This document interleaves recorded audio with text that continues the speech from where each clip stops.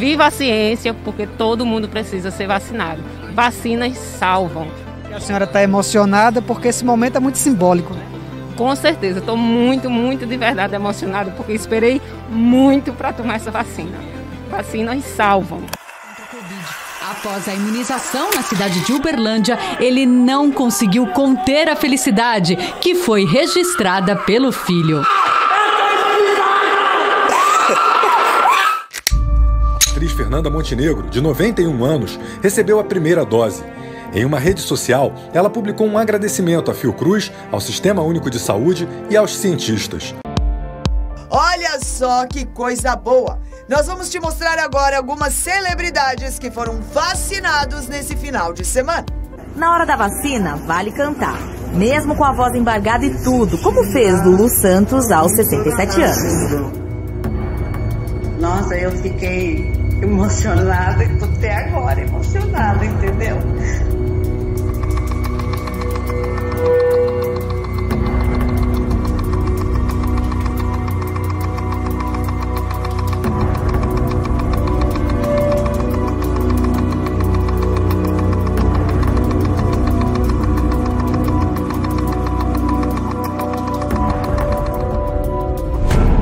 As massas nunca tiveram sede da verdade. Elas se afastam de evidências que não são do seu gosto, preferindo deificar o erro, se o erro as seduzir. Quem quer que possa lhes fornecer ilusões é facilmente seu senhor. Quem tenta destruir suas ilusões torna-se sempre uma vítima nas mãos deles. Gustave Le Bon.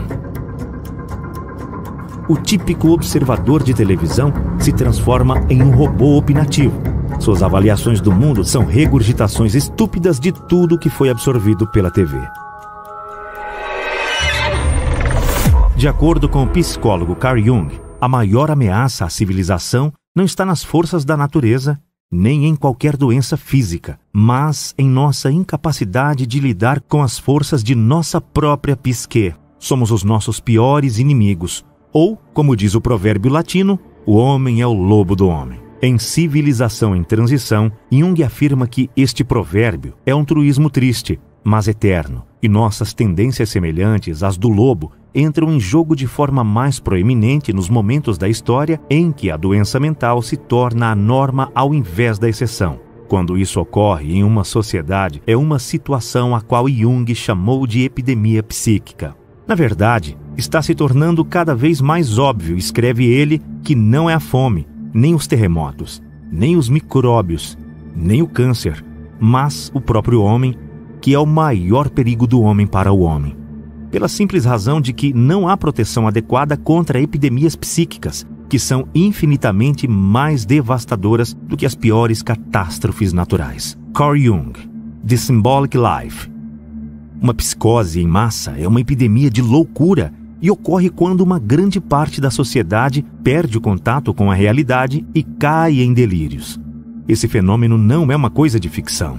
2 exemplos de psicoses de massa são a caça às bruxas americana e europeia nos séculos XVI e XVII e a ascensão do totalitarismo no século XX. Durante a caça às bruxas, milhares de indivíduos, a maioria mulheres, foram mortos não por quaisquer crimes que cometeram, mas porque se tornaram bodes expiatórios de sociedades enlouquecidas. Em algumas aldeias suíças, quase não restou nenhuma mulher viva depois que o frenesi finalmente se extinguiu. Quando ocorre uma psicose em massa, os resultados são devastadores. Jung estudou esse fenômeno minuciosamente e escreveu que os indivíduos que compõem a sociedade infectada se tornam moral e espiritualmente inferiores. Eles caem inconscientemente para um nível intelectual inferior. Eles se tornam mais irracionais, irresponsáveis, emocionais, erráticos e não confiáveis. E o pior de tudo, crimes que o indivíduo sozinho nunca poderia suportar são cometidos livremente pelo grupo ferido pela loucura. O que torna as coisas piores é que aqueles que sofrem de psicose em massa não sabem o que está acontecendo. Pois assim como um indivíduo enlouquecido não pode sair de sua mente para observar os erros em seus caminhos, também não há nenhum ponto arquimediano a partir do qual aqueles que vivem por meio de uma psicose em massa possam observar sua loucura coletiva. Mas o que dá origem a uma psicose em massa? Para obter uma resposta, devemos começar pelo básico. Embora a descida para as ilusões de uma psicose tenha muitos gatilhos, como o uso excessivo de drogas ou álcool, lesões cerebrais e outras doenças, essas causas físicas não nos preocupam aqui. Nossa preocupação é com os psicólogos ou os chamados gatilhos psicogênicos, pois geralmente são eles que levam à psicose em massa. A causa psicogênica mais comum de uma psicose é uma inundação de emoções negativas, como medo ou ansiedade, que leva o indivíduo a um estado de pânico. Quando em estado de pânico, a pessoa naturalmente busca alívio, pois é muito desgastante mental e fisicamente subsistir neste estado hiperemocional por um período prolongado de tempo.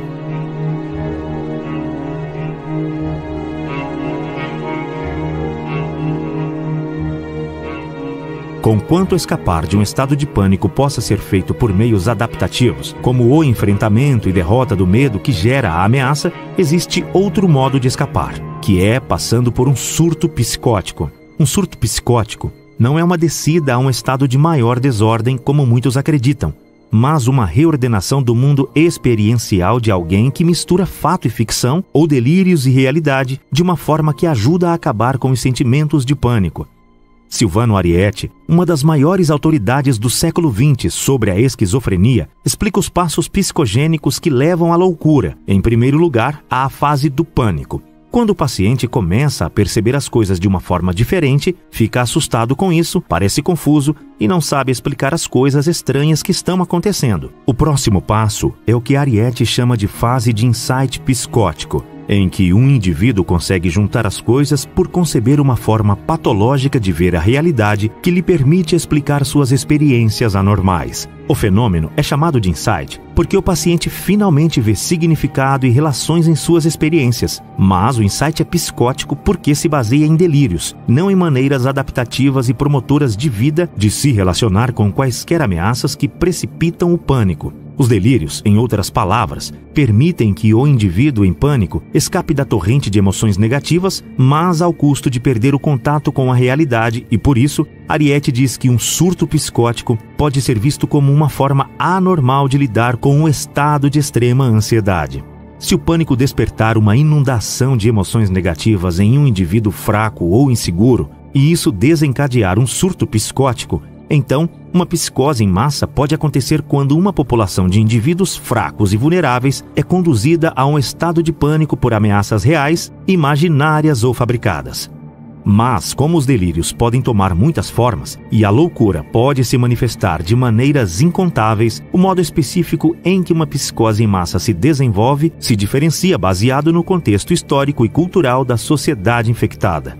Na era moderna, a psicose em massa do totalitarismo é a maior ameaça. O totalitarismo, escreve o autor Arthur Verluis, é o fenômeno moderno do poder estatal total centralizado, junto com a obliteração dos direitos humanos individuais. No estado totalizado, existem aqueles que estão no poder e existem as massas objetificadas, as vítimas. Em uma sociedade totalitária, a população é dividida em dois grupos: os governantes e os governados, e ambos os grupos passam por uma transformação patológica. Os governantes são elevados a um status quase divino, o que é diametralmente oposto à nossa natureza de seres imperfeitos que são facilmente corrompidos pelo poder. As massas, por outro lado, são transformadas em sujeitos dependentes desses governantes patológicos e assumem um status psicologicamente regredido e infantil. Hannah Arendt, uma das mais proeminentes estudiosas dessa forma de governo no século XX, chamou o totalitarismo de uma tentativa de transformação da própria natureza humana. Mas essa tentativa de transformação apenas transforma mentes sãs em mentes doentias, como escreveu o médico holandês que estudou os efeitos mentais de viver sob o totalitarismo. Há de fato muito que é comparável entre as reações estranhas dos cidadãos do totalitarismo e de sua cultura como um todo, por um lado, e as reações dos esquizofrênicos doentes, do outro. Jost Meerloo, The Rape of the Mind.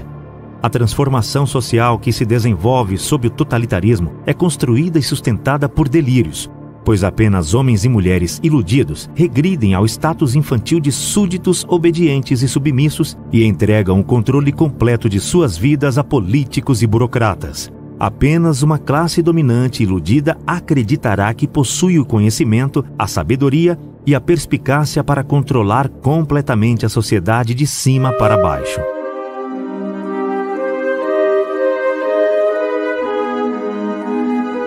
E somente sob o feitiço de delírios é que alguém acreditaria que uma sociedade composta de governantes sedentos de poder por um lado e uma população psicologicamente regredida por outro não levaria a qualquer coisa que não fosse o sofrimento em massa e ruína social.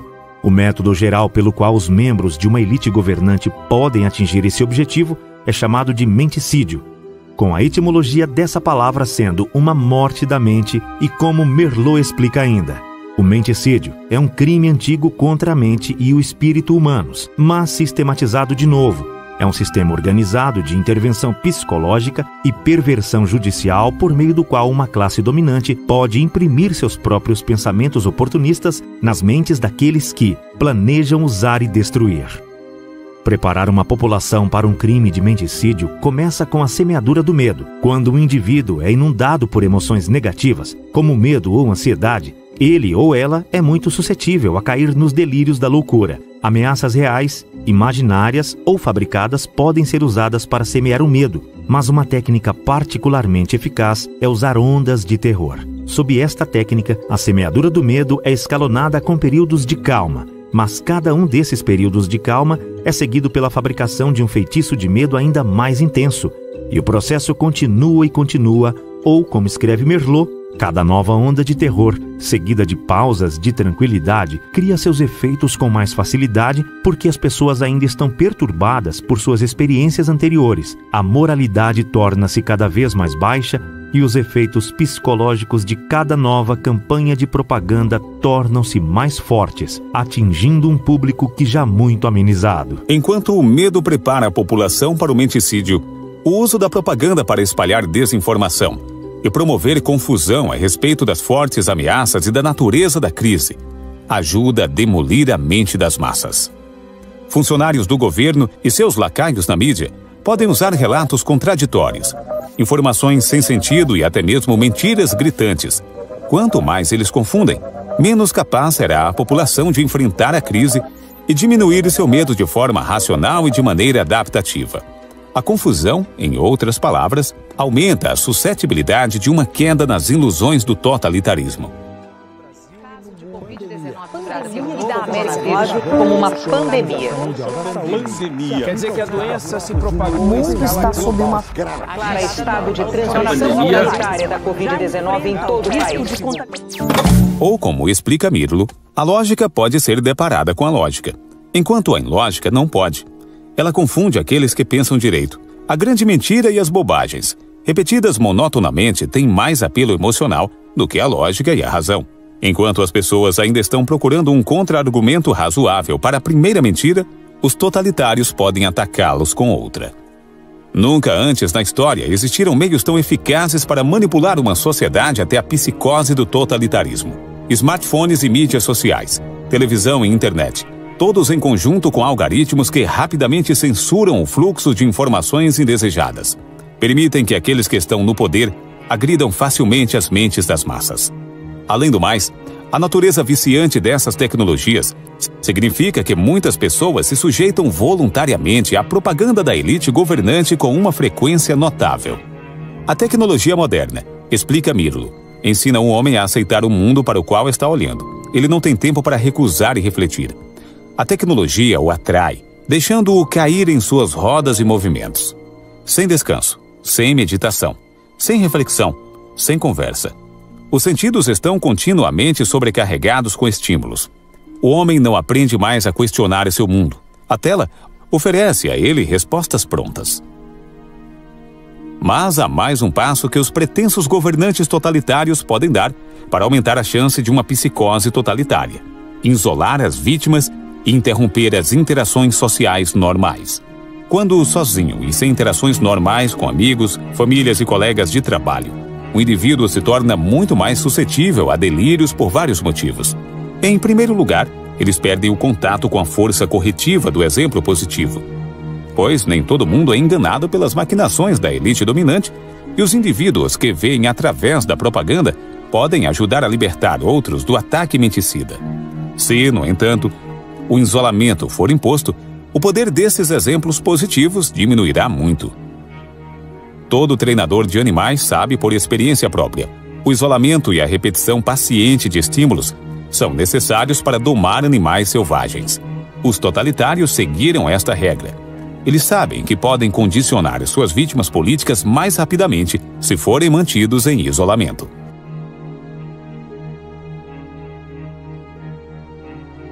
Sozinha, confusa e golpeada por ondas de terror, uma população sob um ataque de menticídio desce a um estado de desesperança e vulnerabilidade. O fluxo interminável de propaganda transforma mentes antes capazes de pensamento racional em teatros de forças irracionais e, com o caos girando em torno delas e dentro delas, as massas anseiam por um retorno a um mundo mais organizado.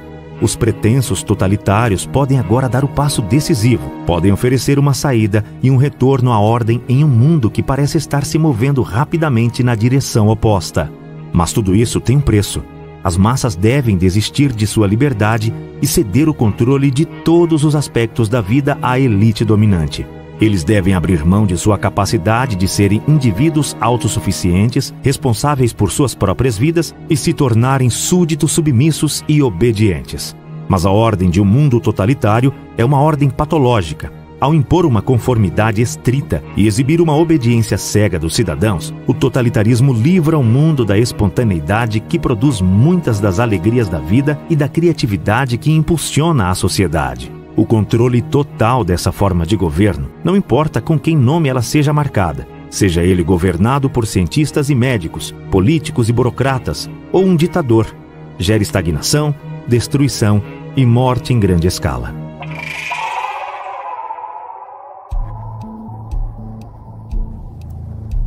Huxley escreveu Admirável Mundo Novo como um aviso. Avanços na ciência e na tecnologia, ele acreditava, estavam abrindo caminho para o tipo de sociedade descrito em seu livro. E ele advertiu que se um tipo de ordem como em Admirável Mundo Novo se solidificar, poderia ser a revolução final e definitiva. O povo terá sua liberdade tirada deles, mas eles desfrutarão da sua servidão e, portanto, nunca a questionarão. Muito menos se rebelarão. Em uma entrevista em 1962 na Universidade de Berkeley, Huxley explicou: parece que a natureza da revolução final com a qual nos deparamos agora é precisamente esta.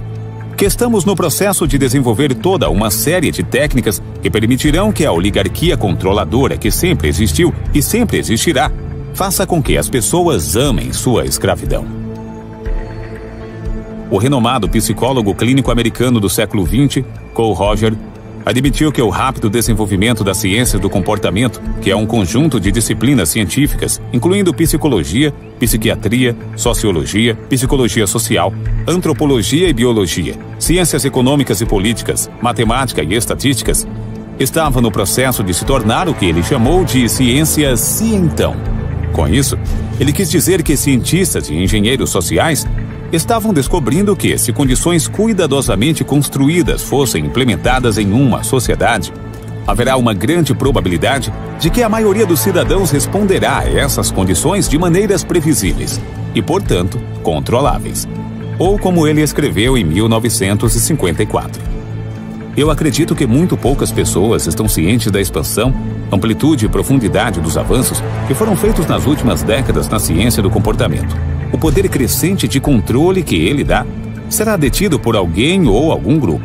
Tal indivíduo ou grupo certamente escolherá os propósitos ou objetivos a serem alcançados e a maioria de nós será então cada vez mais controlada por meios sutis que nem mesmo estávamos cientes deles como controladores. Parece que alguma forma de sociedade completamente controlada está chegando. Uma coisa é certa: a tecnologia e o suprimento infinito de entretenimento estimulante, mas moralmente degradante, que dela emanam, estão criando uma população passiva, ignorante e espiritualmente aleijada, desinteressada em resistir à implementação de suas cadeias políticas. Mas não é apenas um suprimento infinito de distrações que torna possível um admirável mundo novo. Huxley também previu que, no futuro, certas formas de tecnologia seriam usadas para aumentar a sugestionabilidade e a obediência de uma população. de modo que todos possam ser confiáveis para se comportarem quase tão previsivelmente quanto as máquinas. Em Admirável Mundo Novo, a sugestionabilidade foi aumentada não apenas pelo uso da tecnologia, mas também por uma superdroga chamada Soma. A drogadição sistemática de indivíduos para o benefício do Estado era uma plataforma principal na política dos controladores mundiais. Soma não tinha desvantagens fisiológicas. Quando tomado em pequenas doses, estimulava a sensação de êxtase, e em doses maiores, gerava alucinações agradáveis e um sono revigorante. Forneceu o que Huxley chamou de férias da realidade e, o mais importante, tornou cidadãos altamente submissos. Além de tranquilizar, alucinar e estimular, o Soma da minha fábula tinha o poder de aumentar a sugestionabilidade e, portanto, poderia ser usado para reforçar os efeitos da propaganda governamental. Muitas pessoas ainda acreditam que são livres. E como o Goethe escreveu, ninguém é mais desesperadamente escravizado do que aqueles que acreditam falsamente que são livres. Aqueles que se julgam livres desconsideram o fato de que ser governado no mundo moderno é ser vigiado, inspecionado, espionado, dirigido por lei, numerado, regulado, inscrito, doutrinado, pregado, controlado, verificado, estimulado, valorizado, censurado e comandado por seres que não têm o direito, nem a sabedoria, nem a virtude de fazê-lo.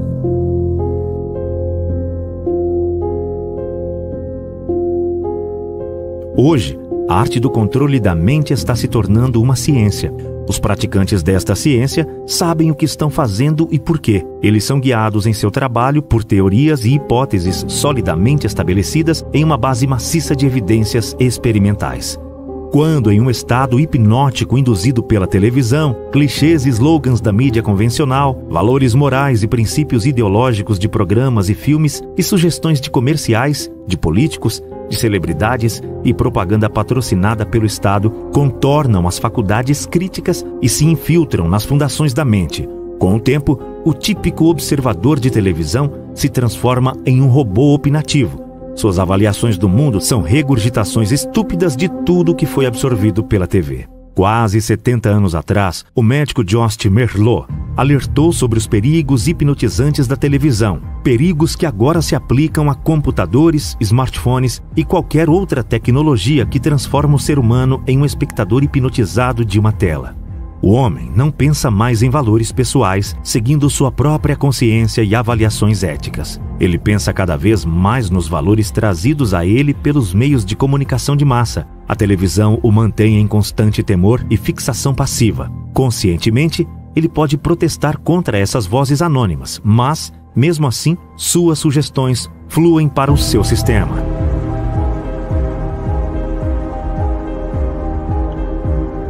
No mundo moderno, estamos nos aproximando cada vez mais de uma aceitação generalizada do coletivismo e, portanto, da condição de escravidão política.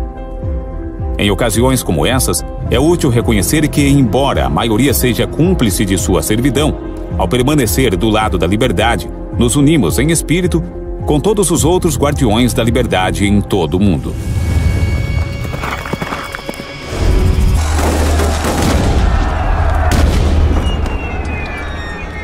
Todo insubordinado, quando se levanta contra a opressão, reafirma assim a solidariedade de todos os homens. Albert Camus.